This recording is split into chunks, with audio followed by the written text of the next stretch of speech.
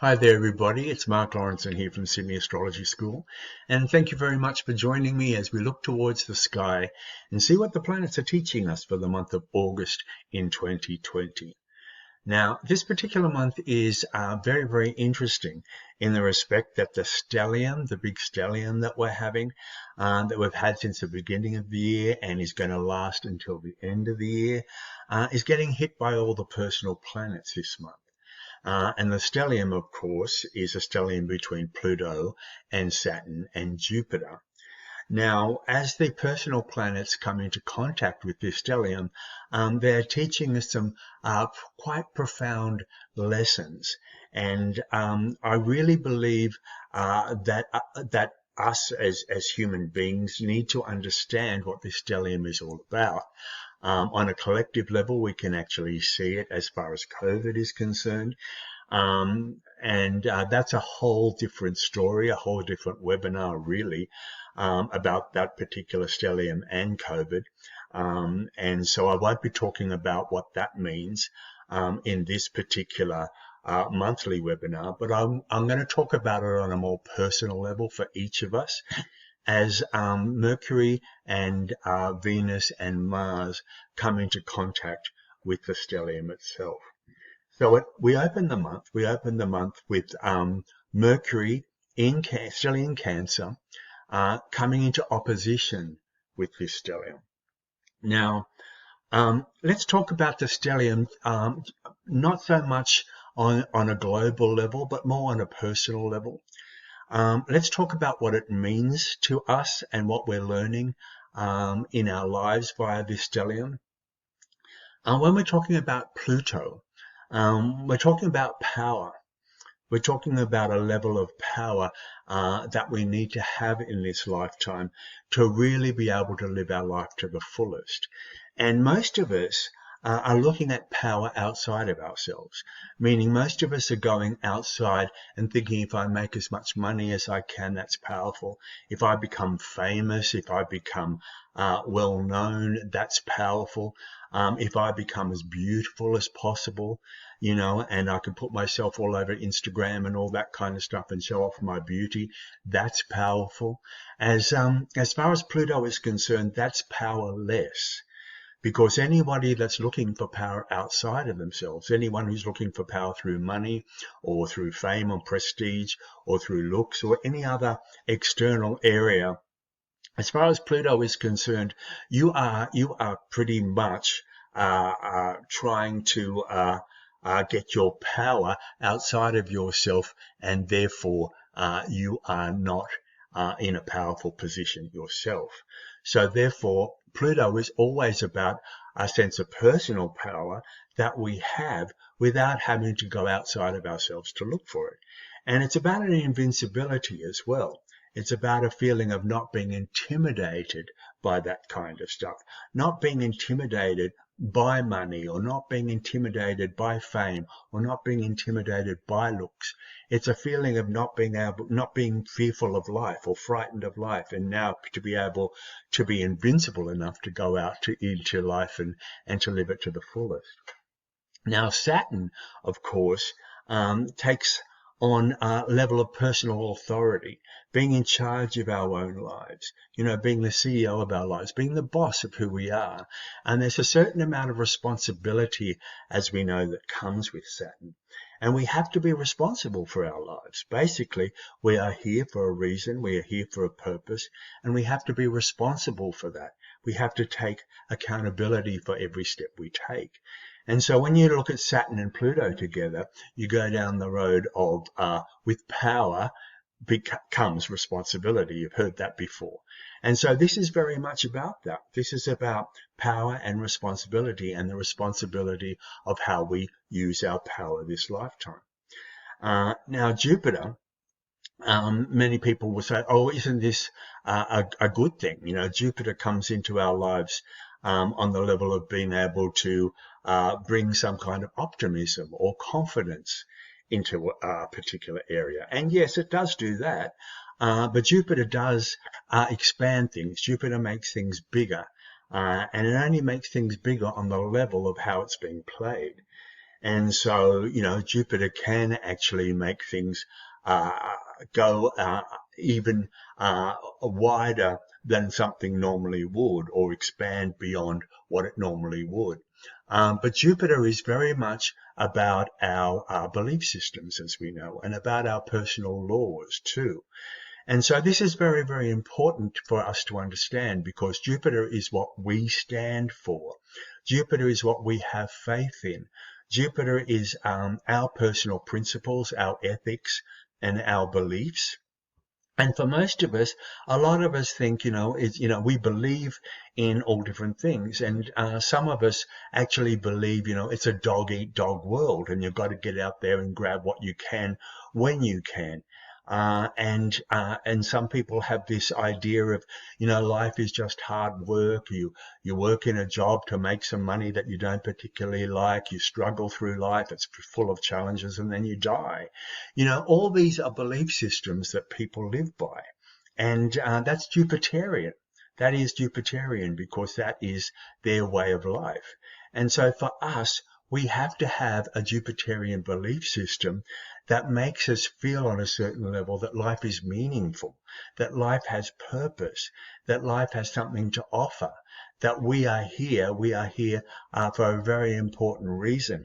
And if we have a belief system that aligns with that, then we stand for something. Our belief system could be around, I believe in freedom for everybody, and I believe to live my life integrally and honestly.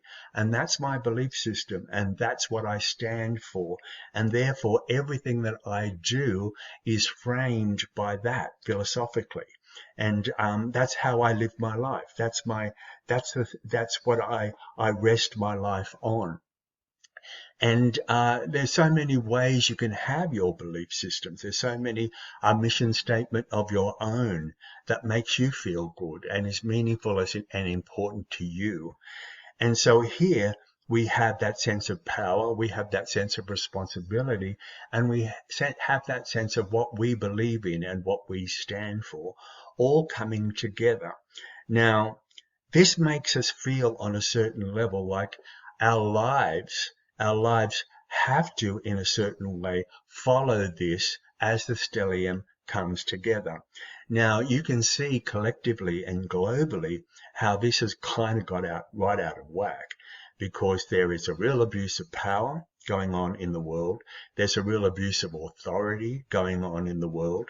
And there's no scruples or no ethics, or everyone's belief systems are so askew that you can imagine as humanity, on the globe, there's something going on where these particular principles and these particular ways of living are totally off track.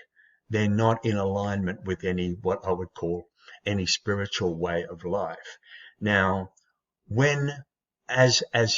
as individuals, as people who are running their own lives, we can do something about this. We can do something about it in our own lives, and every single person can actually do something with cleaning up the river, so to speak. It's kind of like the advancement or the evolution that one person makes in this particular lifetime cleans up the river. It's like putting a clean cup of water into a dirty river, cleans up the river for humanity. So all we can do really is to do our lives the best we can possibly do them. And so Pluto and Saturn and Jupiter, in that conjunction, you can see all the things I talked about all coming together in this conglomeration of sorts for us this particular year to learn from. Now, as I was saying, Mercury at the very beginning of this month, very beginning of August, is coming into opposition with this stellium. So this is happening. It happens from the 31st of July and it goes until the 4th of August. So it's only a few days. Mercury is in Cancer, everybody. And so when we're talking about Cancer, we're talking about nourishment. We're talking about nurturance and care.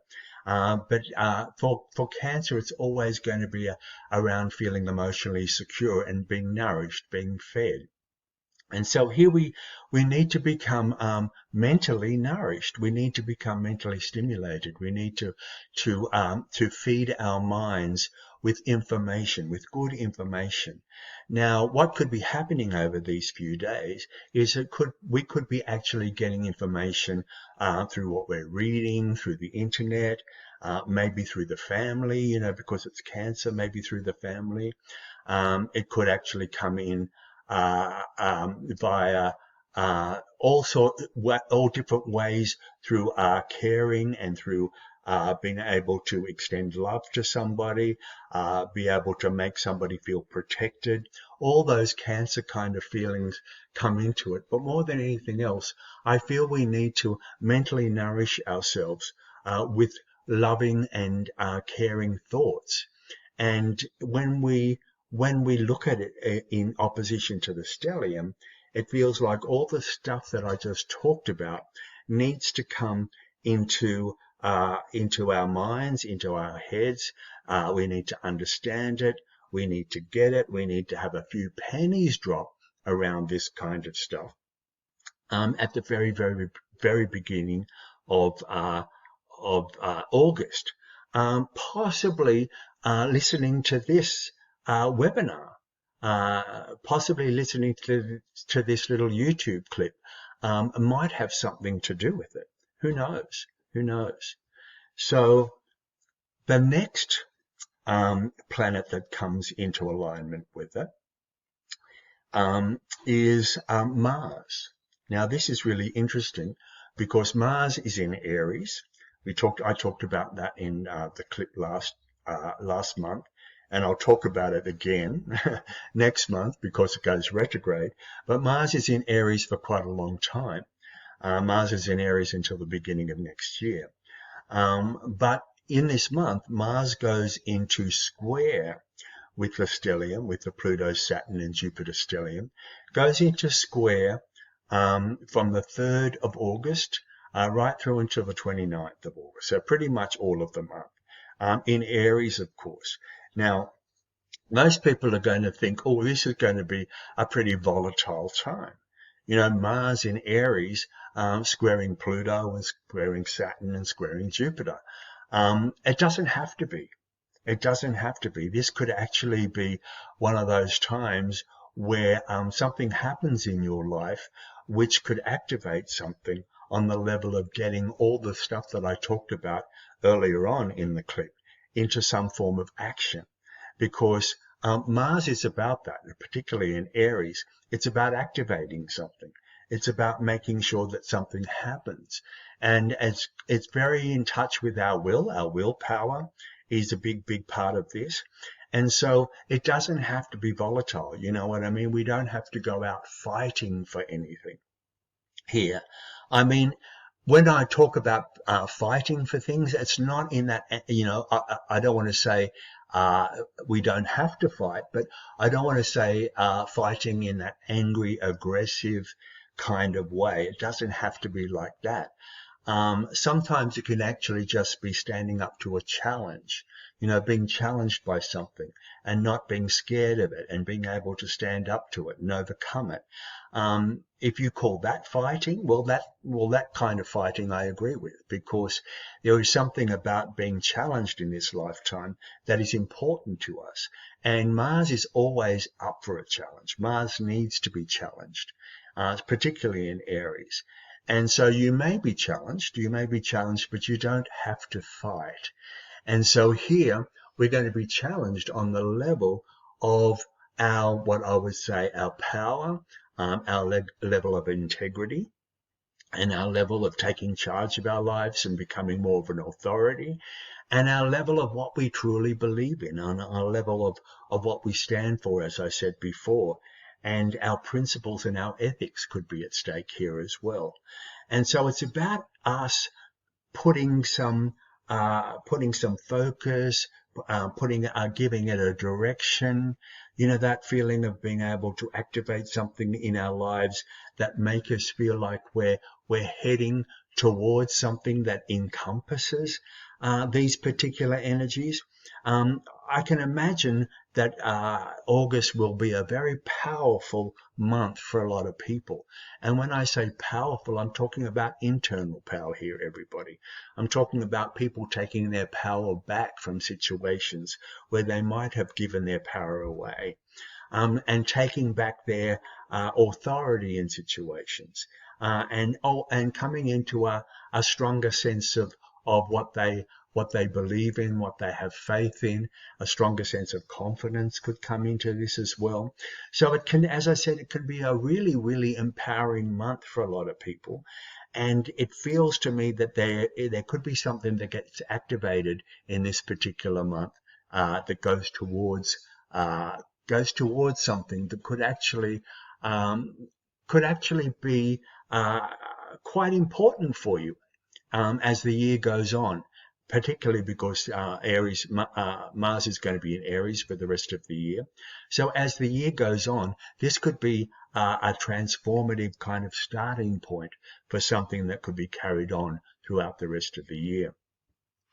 Now, Venus comes into opposition at the very, very end of the month with the stellium, but I'll talk about that a little bit later, because I just want to bring in a few change of sign, because we have Mercury is changing sign. Mercury will be changing sign into Leo on the 5th. The day after, it is in opposition with the stellium. So on the 5th, Mercury moving into Leo, we're talking about fire. So it goes from water to fire. And here, Mercury all of a sudden becomes ignited more on an expressive level, maybe a creative level. Mercury wanting to come out and actually have something to offer, maybe something needs to shine. So it wants to put something into what I would say a creative form, and it's Mercury, so it's going to have something to do with ideas. So maybe for the rest of the month, well, not the rest of the month because it goes into Virgo later on, but for most of the month, there might be some really, really good ideas that you come up with that you can put into what I would call expressive form or creative form in some kind of way. Now, Mercury is going to come up to the Sun. It comes up to the Sun, conjuncts the Sun. It makes it superior conjunction, meaning it's going on the other side of the Sun, around the back of the Sun. It makes it superior conjunction on August the 18th. And then on the 19th, the day after it conjuncts the Sun, we have the new moon. We have the Leo new moon on August the 19th. So the new moon starts with Mercury conjunct. So here we have a brand new lunar month starting on the 19th of August. And so it's a Leo lunar month with Mercury involved. And so here again, I can't help but think that this particular lunar month is going to have something to do with everybody coming out of their shells, so to speak. You know, that feeling of being able to feel a little tiny bit more open to being out there, open to feeling what you have to offer is important, open to shining, open to being a little bit more expressive, probably open to a little bit more fun, a little bit more play. All that kind of stuff might come into it as well. With Mercury involved, there might be a lot of communication going on, might be a lot of chatting, might be a lot of social activity, but a feeling of you being able to express your voice, be heard, all that kind of stuff. And if you are a creative type, maybe it's a great time to be able to put things on paper, get things planned on that level, and get the creative juices going at the very, very beginning of the Leo lunar month. Okay, Venus is in Gemini at the very beginning of August, and she moves into Cancer She moves into Cancer on the 8th of August. Now, as she moves into Cancer, Mercury moves out of Cancer, of course, into Leo, and Venus is going from Gemini into Cancer. So this is an interesting shift as Venus moves into Cancer, because Venus is the goddess of love, as we know, and beauty and harmony. She's that feeling inside of us where everything feels calm and everything feels serene and everything feels secure and everything feels comfortable. And so in Cancer, she goes into that place where she's looking for emotional safety and security. She's looking to be loved. She's looking for nurturance. She's looking for care. She's looking for a state of protection, all that kind of stuff. But with Cancer, I tend to think it's very, very important for us with Cancer to be able to look for ways to be able to give the Cancer energy, because Cancer is a very protective sign. Cancer is about protecting something so it can grow. And often being protective, often it will shell itself up. And so Venus in Cancer can actually become, I don't want to say defensive, but you know what I mean? It can actually become more retiring and a little bit more reclusive. But I want to stress that Venus in Cancer needs to be able to give as much as she receives. And so here, I can't help but think that Venus in Cancer is always about extending love, or extending your heart, or extending a sense of being able to feel safe and secure with your feelings, enough to put them out there. And this might have something to do with family, being Cancer. It might have something to do with connecting to family. It might have something to do with getting over old wounds with family.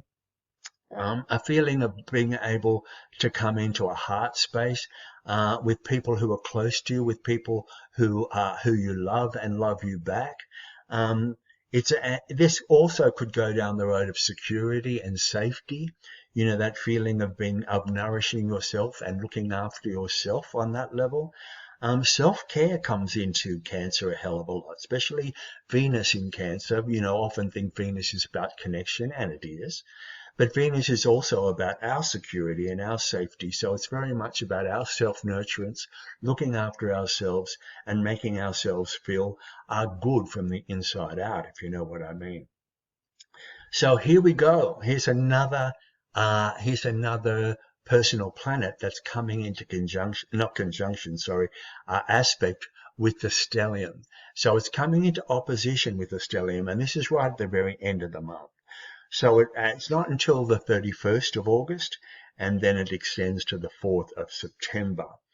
But the stellium that I was talking about earlier on, the power and that sense of integrity and accountability, and that sense of having something to stand for and believe in, our principles and our ethics, are all involved in us, in a way, being able to come into a softer, more caring, more loving and more nurturing place with this.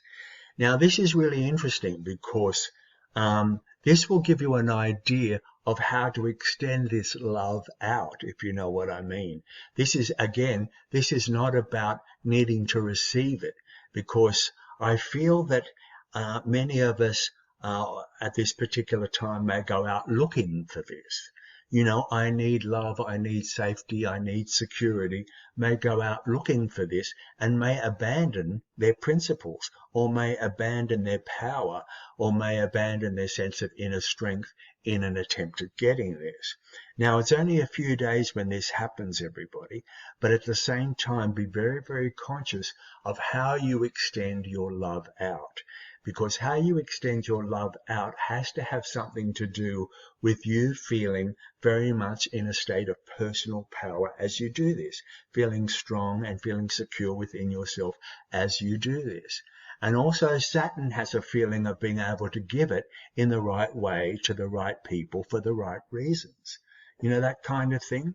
And Jupiter has a feeling of being able to find a sense of purpose and a sense of meaning and be able to, when I say expand your feelings, be able to give it out in a way where it's beyond protection. You know, it's beyond that feeling of holding back. It feels like it needs to share in a big way. But at the same time, again, it's about you giving your feelings out on a level of giving them out for a meaningful purpose or a meaningful cause, you know, that kind of thing. I find that most of us are very, very needy. We're very, very needy.